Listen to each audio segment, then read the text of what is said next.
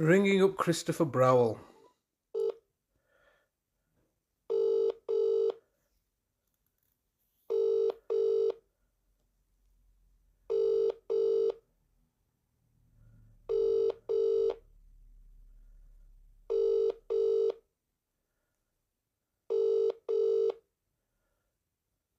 This is the Vodafone voicemail service for 07769247196. Please leave a message after the tone. When you finish recording, please hang up or press the hash key for more options.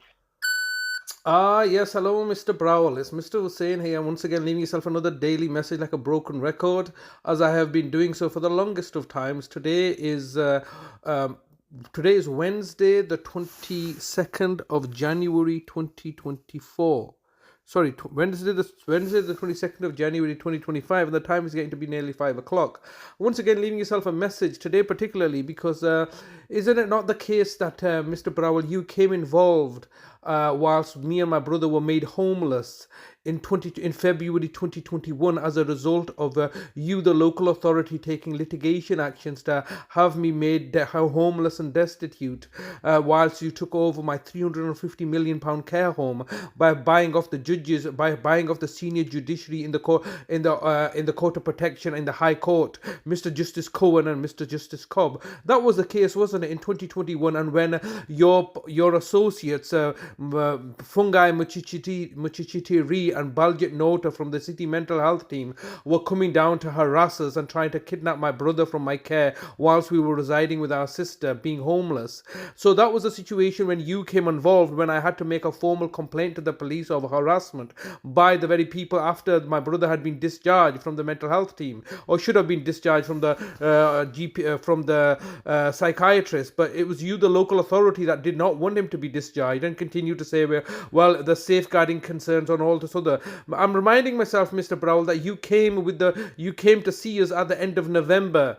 At the end of October. Your involvement started at the end of October when you had arrived at our house in Oldham, at my sister's house in Oldham, unannounced, and looking to speak to us, and I just want to have to do a welfare check. And then throughout the months of October, November and December, there were plotting and planning and collusion and collaboration between Bradford Council Social Services and Greater Manchester Police to do safety and welfare checks for my brother, also that you could kidnap him once again. And that was what was going on. Whilst at the meantime, you were in the background as a local authority looking to work with your partners and associates to get my mother forcibly vaccinated. That vaccination led to her being forcibly vaccinated in January and murdered by today's date. So 22nd of January 2022, my mother was murdered by you, the council, wasn't it? And you had involvement, Mr. Browell, then. You were fully involved because your involvement started in October and November 2021. So today it's been 3 years to the day that my mother has been tortured and murdered to death by you, the council. And what as a consequence of that? Has there been an inquest? Have you done anything about this? I made a formal complaint to you, the local authority, on the 13th of February after returning back to my mother's property, only to find the fact that you had taken further litigation actions to collude and conspire with the housing association to make us homeless once again, resulting in my brother being kidnapped and being made homeless once again. This is how you operate. You just choose to go above and beyond your remit and torture and murder people. So today is a pivotal day. Me and my family are mourning the murder and death of our mother that you tortured and murdered to death. Also, you could cover up your systemic failures in adult social care where you were failing, and I was looking to hold you to account. And that's the reason that you murdered her, and looking to destabilize my family so that you could achieve your accolades of being the city of culture.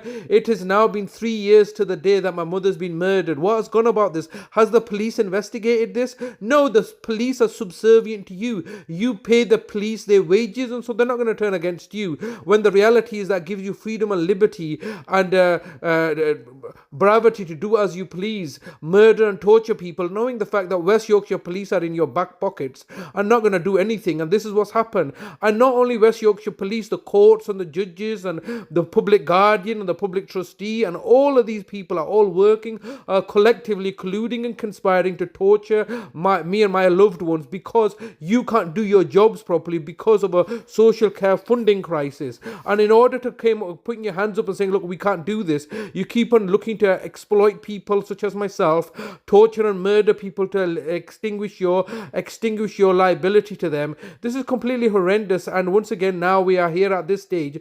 It's been 3 years to the day, Mr. Browell. It's been 3 years to the day, Bradford Council, that you're hiding behind the corporate veil, refusing to speak to me, refusing to engage with me, knowing the fact that you can't give me any answers, can you? How did my mother die in your care? You forcibly took over my £350 million care home, and you will be paying for that as well. I mean, you can play these shenanigans all you want, lying, cheating, and manipulating the situation so you can pretend to be the, egalitarian and benevolent when at the same time, nobody believes you. You forcibly, falsely, criminally convicted me of defrauding my own family members so that you could steal money from them. No, you know what is your lies? You've told so many lies that nobody believes you. Even with a criminal conviction, people are more inclined to believe me than your lying, deceptive ways.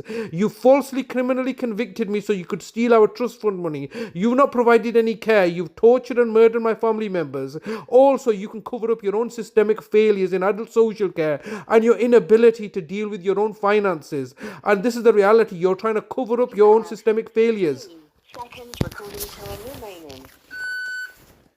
I'm just going to finish off here, Mr. Browell. Today is the 22nd of January 2025. It's now been 3 years to the day that you murdered my mother, and no doubt plotting and planning to murder my brother now after having murdered my older brother Nazim in 2014. All you do is murder and mayhem and destruction, and then cover it all up by buying off the judges and the judiciary.